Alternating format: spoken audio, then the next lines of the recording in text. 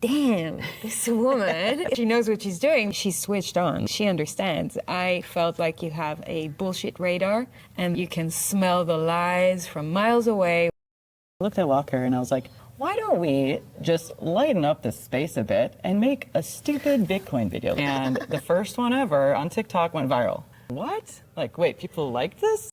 You simply flooded the system with money. Yes, we did. Where does it come from? Do you just print it? We print it digitally.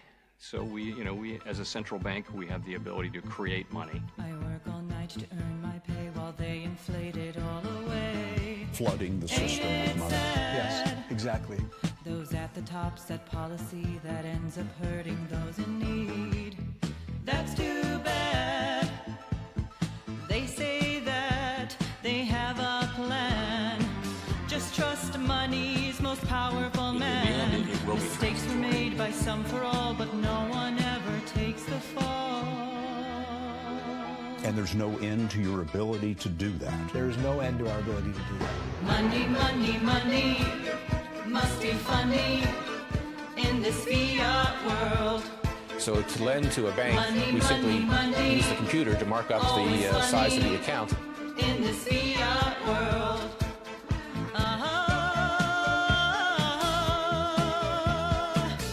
All the things we could do if we only had sound money in this fiat world.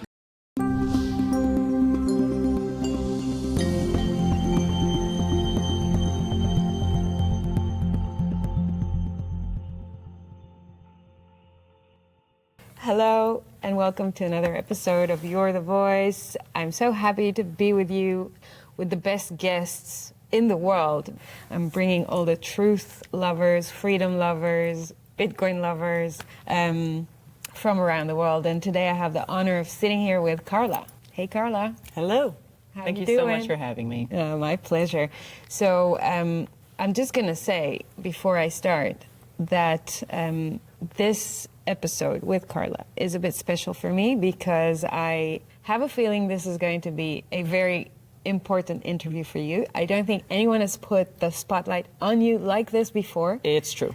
And I think that it's time. Yes, bear with me. So I'm very excited to be the one kind of revealing you to the world excited. through a podcast. I'm excited, yeah. Cool. Nervous, but excited. So for my audience that don't know you, I want to do a quick intro and then we'll start chatting. So Carla is the creator-in-chief in a duo called The Crypto Couple with her husband Walker. And by the way, if you don't follow Walker and Carla on Twitter, you should. It's a delight. Carla is an eccentric woman who combines her skills in theater, music, writing, and video production to create satirical and educational content around Bitcoin and current events. She loves to make people laugh, cry, and cringe.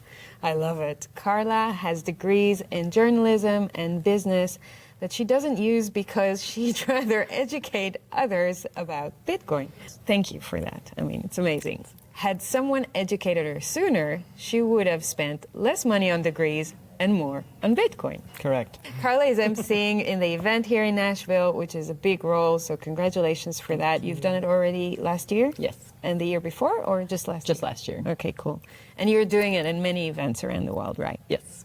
Super cool. And I got exposed to you when I started becoming addicted, I'd say, to Bitcoin content, Sure. and I still am. I mean, every available minute or hour I have, I learn. I either read a book or listen to a podcast or just scroll on Twitter. And I saw your content and I'm like, damn, this woman. First of all, she knows what she's doing, but secondly, she's switched on. Like she understands. I felt like you have a bullshit radar and that you can smell the lies from miles away, which I love. Thank God that people like you exist because we need more of that and we need those people to speak up. So thank you for what you're doing. It's a pleasure to do it. Yeah. And let's start. So tell us about what you do in your day job and what you do in your night job. So, well, my current day job is now, I'm a new mom, so that's basically my 24/7 job. But before that, well, do you want like the whole background? I want everything. Okay, because like it's actually kind of a weird story Give it how to us. Crypto Couple got started. Let's do it. So it was the pandemic. My husband and I were both working for a family company. We work in two-way radio distribution and system integration. It's boring, basically walkie-talkies, distribution. It's a family biz. You rent it out to people? We sell, so it's like basically Selling radio systems? yeah, Okay. exactly. Cool. Not glamorous at all, right? So then the pandemic started. We moved up to Wisconsin, a small town, and we were just looking into the problems with capacity, social distancing, all that. And we already worked in software and hardware.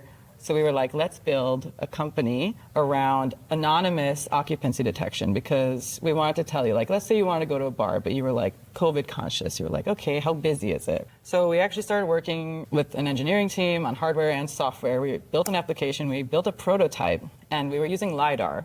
Because like our whole thing, even before we got into Bitcoin, like we always believed in preserving privacy and everything. And a lot of systems, I mean, right now you have AI facial recognition, everything is camera based. So our whole thing is like, we're not using cameras, we're using LiDAR, which is completely anonymous. Which is a laser to detect Motion and exactly. objects. Yeah. So we were building those, and we were about to go to manufacturing. So the company was called Busy, we were ready, like we ordered all of our parts, and then the chip shortage happened. So you're like, Sony can't get chips, Nissan can't get chips. Like, of course, our little startup can't get chips. Like, our parts are still delivering. This was 3 years ago we ordered them. So we were really depressed on the couch. Like, basically our startup, after we've been working on it for a year and a half, just went literally boom overnight, because we were like, we can't get the main component for our hardware. So we were really depressed on the couch. But at the same time, we were learning about Bitcoin on the side. We were lurking on Twitter. And at this time, I got more into video production again, because I was doing marketing for Busy. And For? Busy was the startup. Yeah. Okay. So I started doing video production again, which I hadn't done since college. But I was like, I forgot I liked video editing. And then we were lurking on Twitter, depressed, sitting on the couch, and I looked at Walker and I was like, why don't we just lighten up the space a bit and make a stupid Bitcoin video? Like, let's just make a video about the types of Bitcoin haters, just for fun, right? Like, I'm in the mood. We're both feeling sad. Like, we have some funny ideas. Like, let's just do it for shits and giggles. So we do. We create this first video, which took like 14 hours, right? Like, dressing up as characters, blah, blah, blah. And the first one ever on TikTok went viral. Cool. And we were like, what? Like, wait, people like this? And were you viral before on TikTok? Just with that? Literally was the never. first It was our time. first video. Wow. It was and like, we were just joking, like, the crypto couple, it has 2 C's, haha, right? Like, we were just doing this, like, just to give ourselves a creative outlet. And then all of a sudden we have all these comments, like, another one, another one. So then Walker and I are like, okay, Let's do it let's again. make another one. Wow. So we just kept producing content to the point where all of a sudden, like, I'm here doing an interview. Yeah. Like, that's insane. Like, Yeah. I'm seeing. Yeah. But it all started with one silly idea, one silly video. And, like, this is what I mean, where it's like, if people want to get started in this space, Yep. it's like you truly have no idea how one tiny decision can absolutely ripple into one of the biggest changes of your life. And consistency is key, because there were a lot of haters. There was a lot of, like, animosity, vitriol. Like, you need thick skin. But it gets thicker the more you're insulted, right? We'll talk about that too, yeah. But, we just kept going. Like, I really do believe showing up and consistency are, like, the two most important things. Like, I know it's cliche as hell, And but they're it's hardest. They're the hardest. But they're actually not if you start. Like, just get there. Yeah. It doesn't have to be great. Just stop overthinking, stop over-planning. Just, You're so right. And, like, that's, like, I still sit here and I'm like, how the heck did that startup that imploded and now I'm here? Like, I still don't even believe that's reality. Well, it's all very accurate, and I think in some shape or form, this was your divine guidance, because as we know today, this whole bullshit about social distancing was just a lie. And so maybe it's good that the startup didn't start up, right? And that you actually listened to your gut feeling that told you, maybe I should create some pivot. content because I like doing that. I didn't do that for a long time. I think that's the thing, like, you actually listen to yourself. Yeah. At that moment. So as much as it felt like stupid or, it felt very stupid. Niche or not important, it was probably what your true self wanted to do. Yeah, I would say so. And that's why especially it during picked the up. bear market too, like, everyone was so depressed. So it's like everyone needed the humor. Your The Voice is brought to you by Trezor, the original Bitcoin hardware wallet company pioneering the development of self-custody for crypto assets since 2013, empowering individuals with an open-source device, enabling beginners and experts to easily and securely hold their coins. I find my Trezor super easy to use and recommend it to my friends and family. Enjoy my 5% discount on Trezor products by clicking the link in the show notes and using the code FLAT. I mean, so that's your thing. So you take topics that you identify as important and you bring something else to them. So why do you do that and how do you do that? So, well, as someone who was lurking in the space for a long time, like, you know... Explain to people what is lurking. Lurking. So, like, I was on Twitter, but, like, I didn't have Carla Bitcoin. Like, I wasn't the crypto couple. I was just myself. And, like, I was, you know, looking at YouTube videos, podcasts, like, book recommendations. But, like, after a while, like, you listen to a lot of podcasts, you read a lot of Bitcoin books. And then I'm someone who's genuinely interested in the technology, right? Mm-hmm. So I was like, how are we going to reach people who have no interest in the technology? Like, it's not going to be by putting a book in their face. Correct. Like, especially in this generation that's like, scroll, swipe, swipe. Yes. So I'm like, okay, what am I good at? Short form, right? Distilling complex information into simple sound bites. So, and it's actually a lot harder than you think. It is so hard. Like, it's the the hardest. script writing is what takes the longest. Yes. I mean, production takes too, but script writing to, like, really take complex subjects and not only make them digestible, but, like, hooking people. Because if you don't get people within the first 3 seconds, you're not going to get them. Yeah, exactly. And that's why, you know, some people will say, like, we're a little outrageous and whatnot. I'm like, yeah, that's the point. Like, we can't all be the elegant, polished authors, right? Yeah. Some of us have to be a little more outlandish and grab your attention. And, Yeah. We all have our role. Exactly. And that's your calling, I think. So I love it. And I've got more questions about your background because you're a bit stingy, so we have to go back.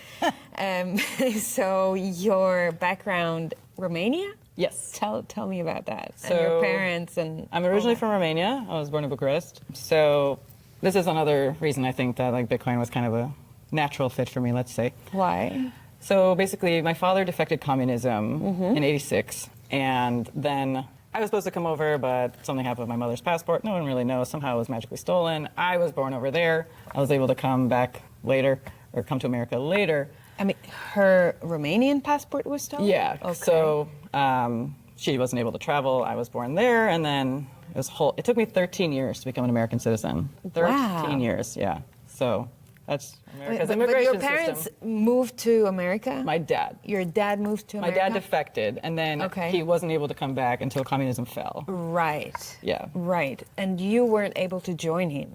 No, I wasn't, because I was still, like, that was '86. I was born in '92. Okay. But we were still over, well, my mom and I were still on the other side. But basically... And your parents stayed together even though they were in separate countries? Wow. Wow, that must have been hard. Well, like, it really shaped a lot of my upbringing, like, being from a post-communist country, right? Because, first of all, like, you have foreign parents, they never let you forget it. You know, it's like, I grew up in a communist country, like, what do you have to complain about? You know, which is true, like, objectively, you're like, you're right. Yeah. But, you know, this whole idea of not trusting authority, like, not trusting the government, really fighting for yourself was instilled in me from a very young age. My dad, Hold on, I gotta ask you. So would your mom or dad sit with you and actually tell you, listen, like, the government is doing this, you should know the truth? Because I did the same with my son, and I'm wondering, like, how did they do it with you? Did they just tell you up front, this is what the government does, this is why it's a lie, this is what we should do, and wow. They're very outspoken, forward, clear. I wouldn't say, and how like, was it for you as a child? It was interesting because, like, I was balancing two worlds, you know, like, I was in American schools, but at home, like, you know, everyone was still, like, learning English, like, so, but that was my normal. Yes. Like, I didn't know anything else. So, like, looking back, I'm very grateful, honestly, for having that dual point of view. But, you know, it's like something where I'll get a question, or, like, Walker, my husband, will get a question like, oh, like, how do I get my wife into Bitcoin? Like, you're so into Bitcoin. And, like, why? How? And I'm like, I think a large part of it is because of my background. Like, I don't think if I grew up, or I did grow up here, but if I didn't have the history and the heritage that I do, that necessarily I would be as attracted to and open to something like Bitcoin. So I do think that played a huge role in it, and that's the thing. It's not like I just magically was like, I'm going to pick it up. It's like, no, I've kind of always been anti-establishment and all these other things. Like, my dad is, like, a PhD in computer science, so, like, I grew up around tech my whole life. Yep. my dad was like telling me about the Federal Reserve. Like he taught my husband about the Federal Reserve. That's awesome. So like, that's what I mean. Where I'm like, when Bitcoin fell into my lap, I was I like, love it. My dad's actually the first person who told me about cryptocurrency. Did he? Yeah. So he's a Bitcoiner, clearly. He is now. Okay. He was just telling me, he's like, I heard about these Bitcoin, Ethereum, whatever. This was in 2017, and I was like, oh, I can't buy a whole Bitcoin, so I was like, I'm going to buy Ethereum, right? And then I bought right at the top, and then it crashed, and I was like, what is this crap? I was like, I'm out, I'm never doing this again. But then, pandemic came around, and Walker was like, maybe we should look at Bitcoin again. And then it was still like, wow. And then it wasn't until it rallied again. Yes. Then it's like, dang, why didn't we get it sooner? Well done, for not giving up. Okay, got it. So what's your view about the state of things today in the U.S.? Well, it's very easy to be a doomer. I truly do believe that being an optimist takes courage. And I'm someone who was not courageous in the past. I used to be a huge doomer, a huge pessimist. Were you? Before Because Bitcoin? Before my son. Even during Bitcoin, I found myself falling down the same. Like, it's really easy to look at the problems. Yes. But I have more motivation now than ever to try to fix them, or at least do whatever small part I can. And if I don't have optimism, there is not even a slight chance in hell that I'll achieve anything. Because what am I going to do? Sit down in the corner and cry about how much the world sucks every day? No, I can't afford to do that. Yeah. So, I'm choosing to be optimistic. I'm choosing to see what's happening right now as an opportunity for change versus this is it. We can't change the system. Let's all just yell on Twitter about it and that'll fix something. And I'm sure there's more I could be doing, from a more mobilization standpoint, right? I am one of those people who's yelling on Twitter. But at least I'm aware. I like to think that, there is more that I could be doing, and I'm not giving up hope, and especially not in America, because America has its problems, but if America goes down, what hope is there for the rest of the Western world? The home of the brave and the land of the free, right? Yeah, so I have to be optimistic. There is no choice. I agree with you, and I want to challenge you. You're saying I'm the one of the people that is yelling on Twitter. You're not yelling on Twitter. Your work is actually expanding people's consciousness and allowing them to see something else or something different than what they're being fed automatically in all those veins of lying mainstream media. So I think that what you're doing is not just yelling, you're making them think, right?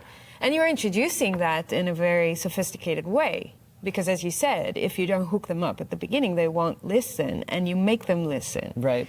And you probably make them question. And I like that you said that, because that's always been my intention. I have never, ever explicitly said, buy Bitcoin or do this. I always say, ponder this, do your own research, ask the right questions, because I'm not here to give directives. I never have been.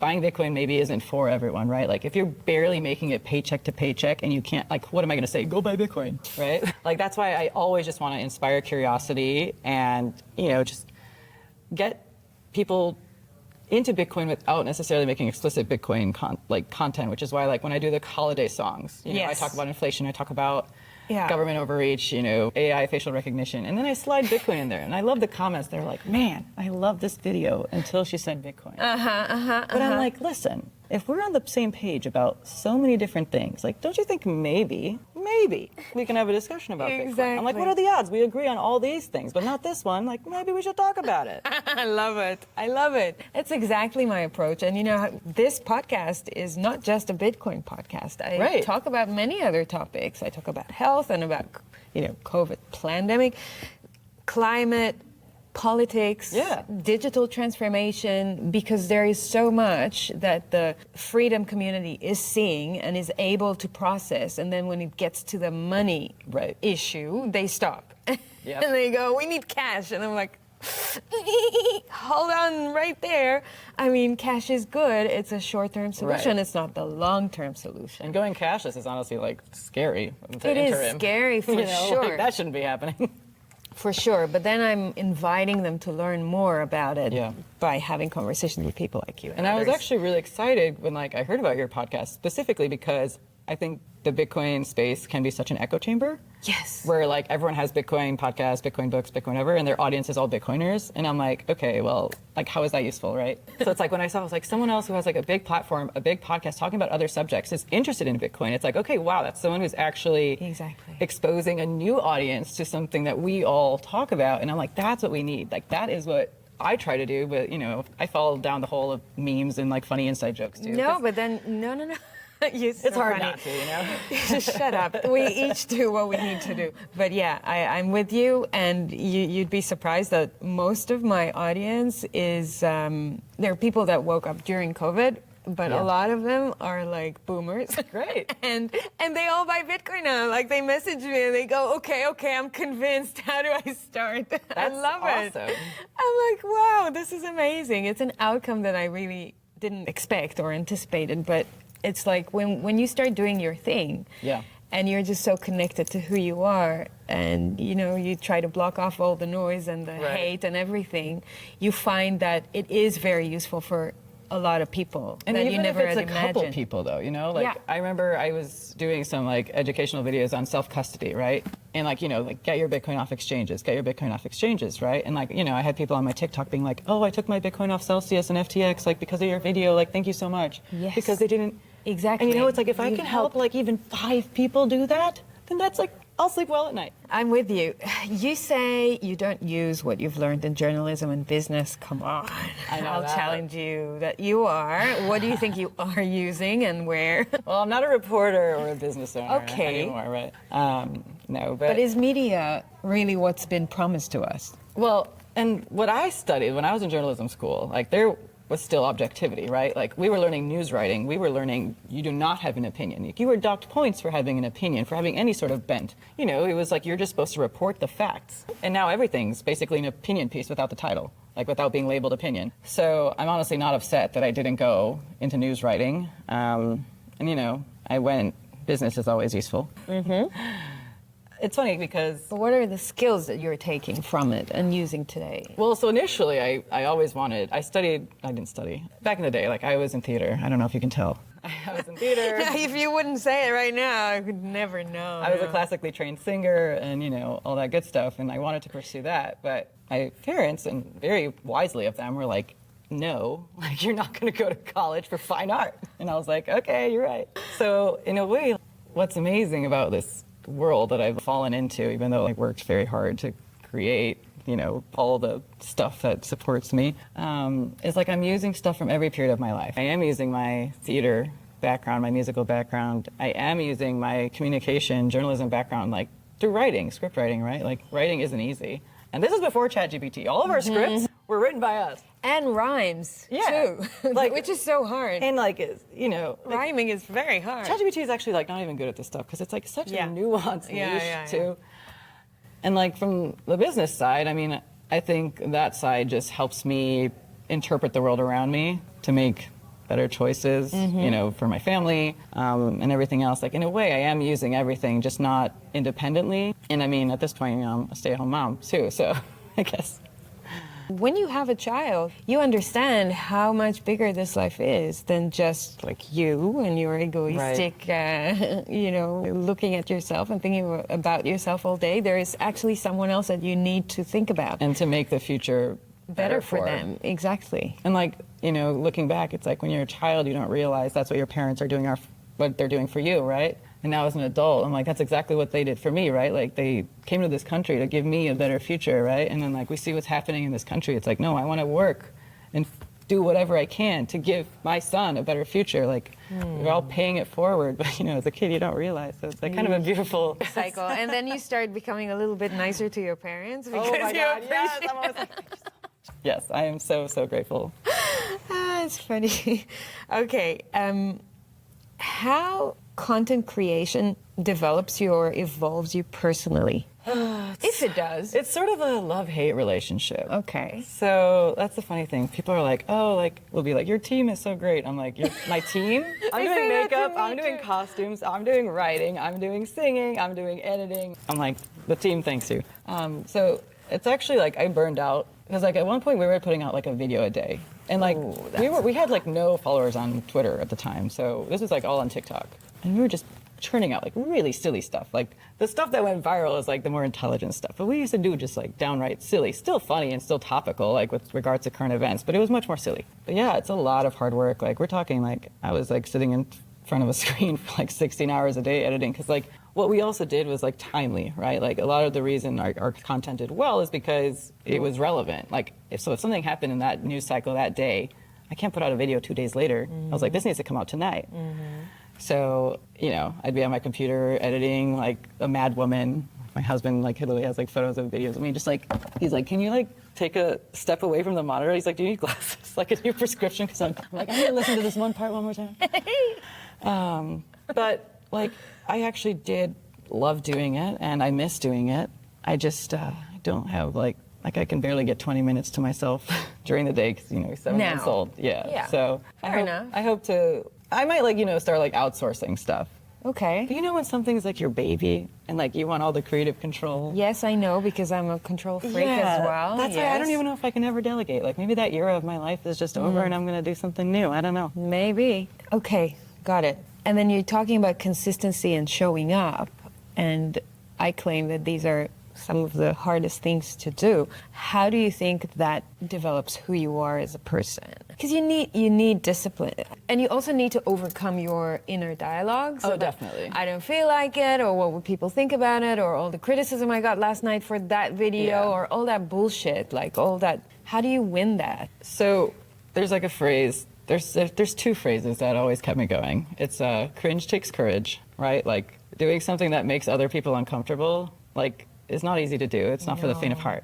So cringe takes courage. And also like there are some people who create and others who just criticize. Yes. And like no matter what, I'll always be on the side of the creators and like feel good knowing that I'm the creator, not the critiquer. So those are two phrases that always kept me going, even when, you know, sometimes you get like really mean things. But like I also, that comes with the territory. Like, Yeah. if you don't 'Cause you want put if you yourself don't out want the there. heat, like, Yeah, exactly. don't put yourself out there, right? Exactly. But one of the main reasons that I was able to keep going, that we were able to keep doing this, is like it was fun. Like we genuinely enjoy doing it. Like, It shows. and like that's the thing, no one was paying us to do it. Like we did it all on our own side time, and like that's why we were able to say what we want, be profane, make fun of whoever we want, because like no one's funding us to tell us what to do. And like we just genuinely, like it was fun for my husband and I, even like as a bonding thing, right? Yeah, Like yeah. imagine you're just like with your best friend, yeah. like making fun of the world, making funny content. Like it's awesome. So I mean, just keeping it in perspective, and like honestly, like those few comments that'll say like I've been in a rough patch and like this was the first thing that made me smile in a long time, or like this made me laugh today. Like that's honestly like means the world to me, because I think deep down inside, like I'm an entertainer. Like I like making people forget about, as much as I want to educate people about the world, I also want people to take a moment and forget it and like laugh and breathe. Yes. So yeah. There's a beautiful sentence, very profound, that my boyfriend always tells me. If you want people to love you, go sell ice cream on the beach. Right. Stop doing what you're doing. Exactly. So profound, right? But he's so right. I mean, it comes with a job. Like you can people please or not, like, you know, have any opinions on anything, and that's like one way to play it. And I don't judge anyone who does that. Yeah. But like that's not for me. And that's why when people think that they can get under my skin by like, you know, either personal attacks or like calling me cringe, it's like, oh wow, never heard that one before. Like you got me. Oh no, I'm gonna quit now. Especially now as a like new mom, I'm like, I've just been through. I'm like, now I really like am untouchable. Like come at me, haters. But like also don't. And I can't understand why when people hate you guys. Like you're the most lovable couple I've seen. It's so funny. Let's take a quick break to hear another one of Carla's masterpieces. We'll be right back. Hello, 19-my-old friend. Bitcoin fell back to $19,000. I've come to stack some sats again, because the chance is often fleeting, and we know the Fed will start easing, and the vision of sound money and human gains still remains, enforced without state violence. Down the rabbit hole I fell,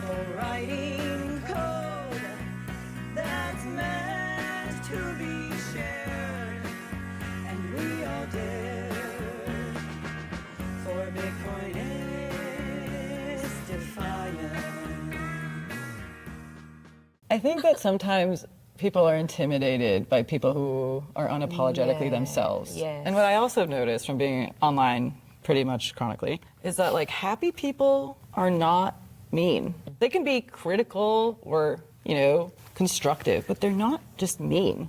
So when I see something like that, I'm like, you're just not a happy person. And like, I pity you, and I hope that you do find joy in your life. Yes, I'm with you. That's exactly what I feel about the haters that come after me. You guys should definitely open a Gazer page and start crowdfunding. We actually did a couple years ago. Does it exist?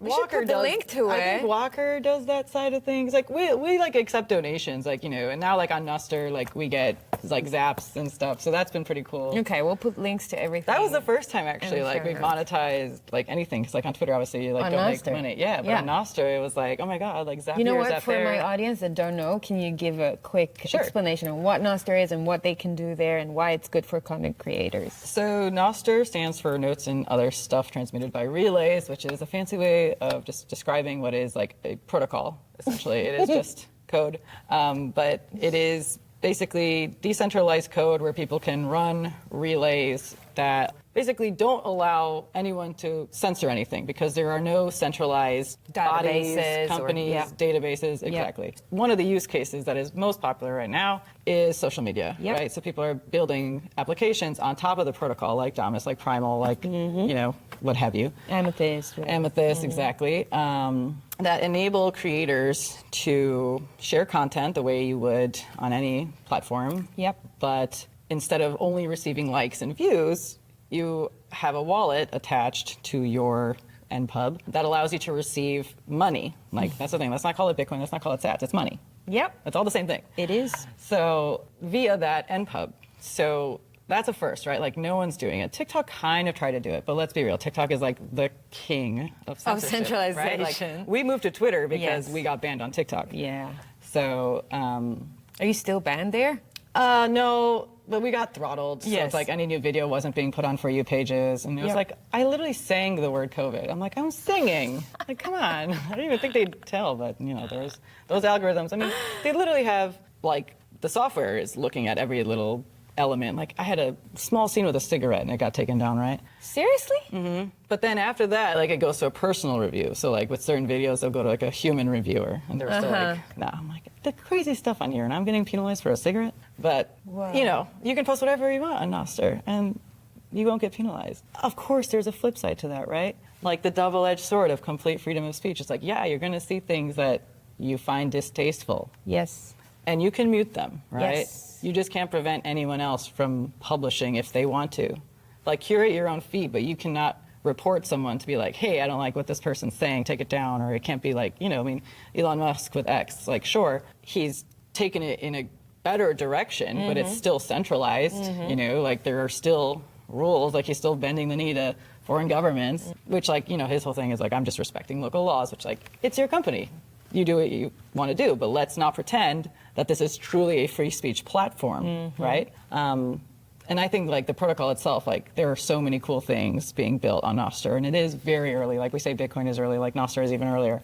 But I think it has insane potential, and it's going to be really, really cool to look back on, 5-10 years to see how much the ecosystem has grown around it. And for creators, as you said, the potential is huge because once you have inbuilt payments, Right. that's like no middleman, you and your viewer, they like it, they zap you. And That's you it. carry your audience, because like that Yeah. was one of the other hard things. That's like, right, We that's gained right. 25,000 followers on TikTok, right? Yep. And then we got shadow banned. So we were like, okay, we have to start from zero on Twitter. Exactly. Instagram, like no one wants to engage in that kind of dialogue. But if we had been able to just, utilize our audience off of the Nostr protocol with our NPub, right? Like, and be able to log into different clients, be it like video, photo, like in the social media use case, to be able to carry your audience with you across clients, to not be siloed and then censored and then have to start over. Like, that's huge. That's huge. So creators don't get that. If you Right. have that 25,000 on your Nostr and now you're sick of that app for some reason, You just go use to your another input client, and but you say, have your yep. 25,000 followers with Exactly. you. It's insane. It is. And I think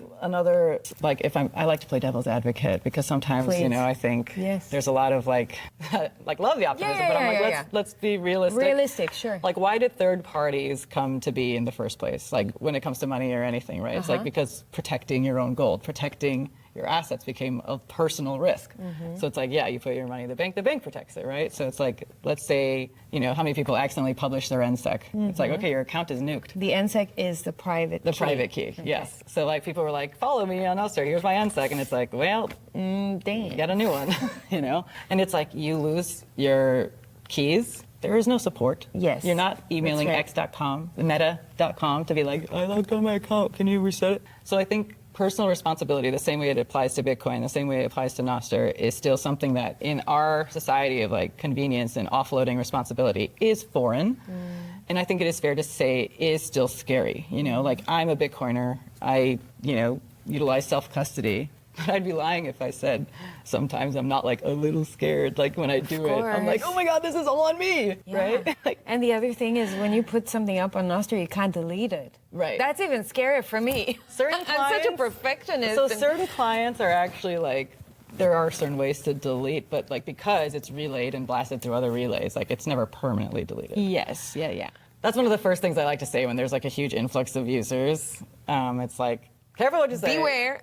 But it's also makes you more intentional and it's also more authentic. Yeah. Like, you know, I can misspeak or like stutter or something, and that's how I speak. That's what happened in reality. Like, that's why I love when people have typos. Yeah. Because I'm like, that is just an honest Yeah. mistake. It's not edited. It's not, you know, and I think it resembles more of an honest, open, physical dialogue. Yeah, I'm with you. Thanks for explaining about Nostr. Okay, I wanted to ask you about cringing, but we talked about it. It does take self-confidence to handle the cringe. I mean, to look at yourself after you've put a video out there. I hate it.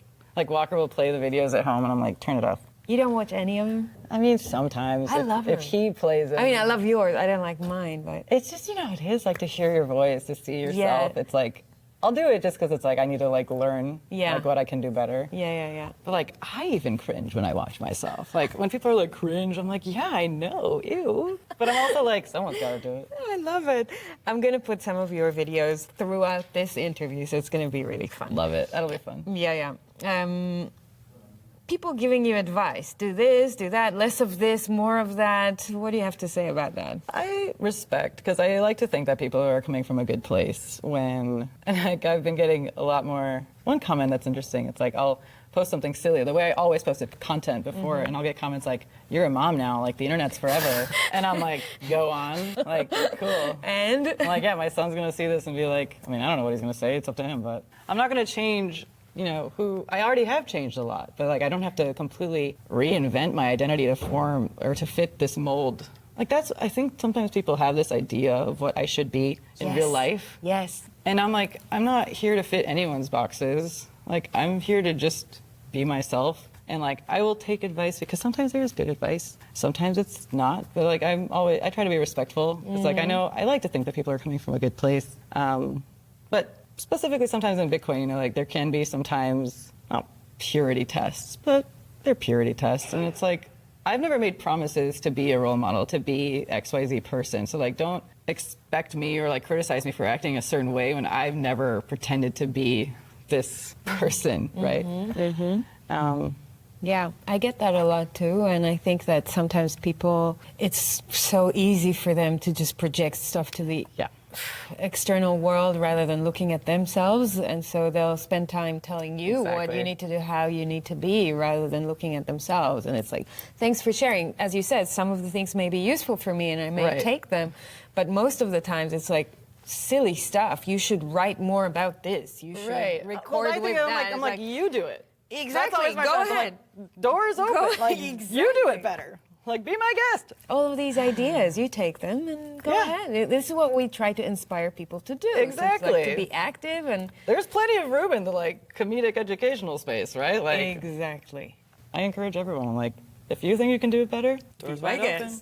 Okay, what's the Bitcoin ecosystem missing today? What is missing? Well, this is something where I've actually started to change my mind a little bit. I used to think that there's just not a good enough job of external outreach outside the echo chambers. Like, we're not reaching non-Bitcoiners. Like, we're just not getting people on board, right? And I used to be someone who tries, you know, like I'd go orange pilling and like any opportunity I got, But the more I did it, now that I've been doing it for a few years, I'm like, really come to the realization that people aren't going to get it until A, they have like their pain point hit. Yes. Or they're open to it. Like, it's kind of futile. So like, I used to think like, let's go out and reach as many people as we can. Now I'm kind of like, nah, like they're not going to listen anyway. In fact, we might be doing ourselves a disservice. Like we might be pushing people away because we sound and look like a cult. But we're not, like, right? Like, we don't have a leader. Like, we're all about decentralization. Like, it's the opposite of a cult, right? So I used to think that, like, more external outreach was what we needed. And I don't think that's the case anymore. I think it'd be nice, but I don't think it can be contrived. So what is missing? So what is missing? I don't think anything, like, can be missing or not missing because it's just such an evolving It is what it is. thing. Yeah. Yeah, like, I would have to be able to more purely define it to be able to identify what is missing or not missing, and like I don't think you can. No, I love it because I believe that, I mean, it's a little bit of a tricky question because I do believe that life is very accurate and things are exactly as they should be. And so if this is where we are, this is where we need to be. Right. And we don't need to change much. We just need to each follow their own calling and voice, and things will just sort themselves out in some miraculous way. Not that everything will be happily ever after, but, things happen the way they should happen, even if it means that people need to suffer. Exactly. And that's natural. Yeah. Right? Like, that's just how it works. Yeah. So I love that that's where you're coming from. We don't need to change much. Thank you.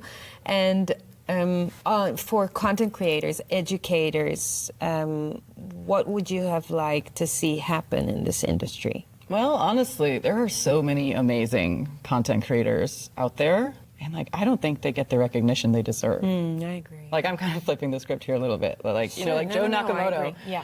Like he does such amazing work, like literally going to Peru, to Cuba and stuff. And it's like all these people were like, we need to make Bitcoin like a bigger part of the conversation. I'm like, well, then give him a retweet, like Exactly. share his stuff, like zap him, engage. Julian, Of course, Get Based and Isabella, like they create amazing stuff. Like we have so many amazing creators, and like I don't think, like if they don't even get the recognition that they deserve from like inside the community, like how are they going to get from outside? With you. Totally with you. And like content creation is a lot of work. Like it looks easy because it's like, a minute here, 2 minutes there, and it's fun and it's snippy, but it's so much work. That's not to discourage new people from becoming creators. Like I fully encourage it, and you never know what'll hit and what'll flop, and it's a lot of experimentation. Yeah. But you really need to be willing to fail. Okay, good. A bit about family life, just before we wrap up, like being a young mom, working with your husband, whether it's just for fun or whether it's work. What's your view about family today, and how do you see that as part of your life or who you are? I am someone who, I always knew I'd want a family eventually, but I never knew when. And I think that's very true, where like you're never ready and there's never a perfect time. That's right. As cliche again as it sounds, like it's very, very true. I honestly can say that like I don't really miss my old life. Like I love being a mom. I love doing what I'm doing now, and I look forward to see how this stage of my life now shapes future content. So backtracking a bit, like in college, I actually studied documentary filmmaking. Like that was like a minor specialty I did under my journalism degree. So like my lifelong dream was always to create like kind of like a full-length film, right? But like kind of artsy documentary, like not just a lot of talking heads and interviews. Not that there's anything wrong with that, but like, I'm like the creative, I'm a little bit crazy. So that's sort of been my lifelong dream. And I think like that's gonna be what I work towards as like a 5-year plan. And like, I'm actually really curious to see like how now being a mom like shapes the direction of like where I want this piece to go. Because again, like I think if I would have started this piece before I had my son, it would have been a lot more dismal, dark. Maybe the ending message wouldn't have even been about hope. Because, like as an actor, I thrive on the drama. Yeah. But now that I have my son, I'm like, wait, maybe I'm going to make this film like ultimately about like optimism and fighting and not giving up the way, I maybe just wanted to expose all the bad things. It's like, no, let's change this direction a bit. And like, I'm really excited to see how this new part of my life kind of shapes this. And like, people ask me like, what's next for you? And I'm like, okay, this is like 5-year plan, right? Like what's next for me? I can barely think of what's happening next week. But that is sort of my eventual goal, is to create something meaningful, hopeful, and more serious, because like I am kind of like the clown in the space, the jester. I like to say I'm a jester. But deep down, I'm actually like quite a serious person. Yeah. So it would be also fun for me to kind of showcase that side of things. That would be amazing, and I can't wait to watch your work. Hopefully and one day. to see what you're doing. And if there's any way that I can support you in that, you let me know. Yeah. Because I love what you do. And I think you're super, super talented, and I think this industry is so lucky to have you. Wow, don't make me cry here. I don't want to ruin your makeup. But thank you so much. This has been a pleasure Thank to talk you. to you a bit more. This is so fun. Yeah. And is there anything you want people to know? Is there anything that you want to leave them with? Yeah, it's one thing I never knew was so easy because it's just start. Whatever you have in your mind, that thing just start. Like I look back and I'm like, why did it take me 30 years to just start? Like, just do it. Like if you're looking for a sign, this is it. This is it. Whatever that thing is, just start it. Even if you suck at it, even if it makes you hate your life, just start. Because then at least you go to bed, you're like, well, I tried. I started. That's the first step. Yeah. So yeah. Well done. Okay. Wonderful. Where should people follow you? I'm Carla Bitcoin on Twitter, X, the Crypto Couple on YouTube, and I don't know my NPub by heart. And on Nostr, of course. Excellent. And let's do a bit of a shill here for Walker as well. Yes. And you can find Walker at Walker America on X. And he also started his own podcast called the Bitcoin Podcast, Titcoin Podcast. Why does he call it Titcoin? Well, Podcast? so him and I actually were like just joking around about it because it's another thing. Exactly. It just made you ask a question, right? Exactly. Sure. I've been asking from the first moment. But that's why, because people hear it, they're like, Titcoin, what? What? But it opens the dialogue. Yeah. Right? Like, why? That's exactly why. That's the example. Okay, good. So follow the Titcoin podcast as well. Excellent. All right, dear. Thank you so much. Thank Good you. luck at the show here and emceeing. Yes, you're going to Thank rock you. it. We're going to cheer up from the audience. So I can't wait. Well done. Thank you. Thank you. Bloomberg Economics finding a 100% probability of a recession within the next 12 Right now, months. we see level 4 mutations like BF7 spreading. Russia hitting Ukraine's infrastructure with massive strikes across the country. China has decided to seize Taiwan on a much faster timeline. Slow down, you crazy child. We've all been anxious for quite a while. A couple wars might start while Europe's going dark. What's the play? What's the fire we should worry about? They buy our eyeballs and our clicks and then they burn us out.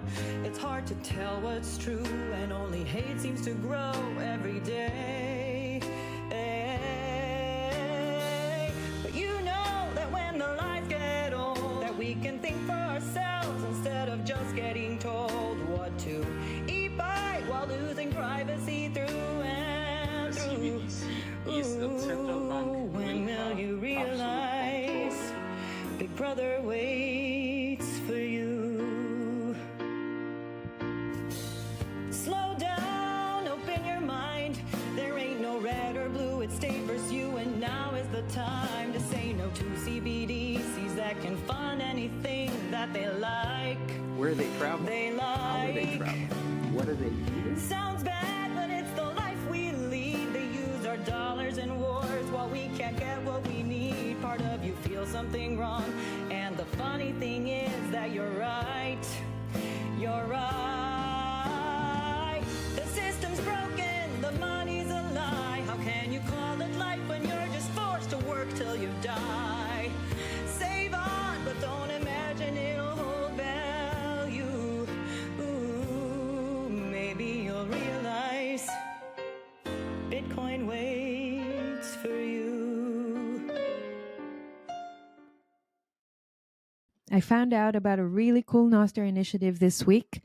Some good people decided to invest more time and energy in raising awareness to Nostr and educating people about it. So they set up this traveling Nostr booth in conferences and a series of special Nostr days in 3 cities, Buenos Aires, Sao Paulo, and San Salvador. It's a full-fledged community project, and they are crowdfunding for it on Gazer. If you're a supporter of free speech and freedom technologies, your donation would go a long way. The link to the crowdfunding page is in the show notes. Conference booth. We are blooming here at the Nostr booth. It's amazing. We are meeting amazing people, and I can really feel that is a place where you can meet people working on different projects, people working on different products.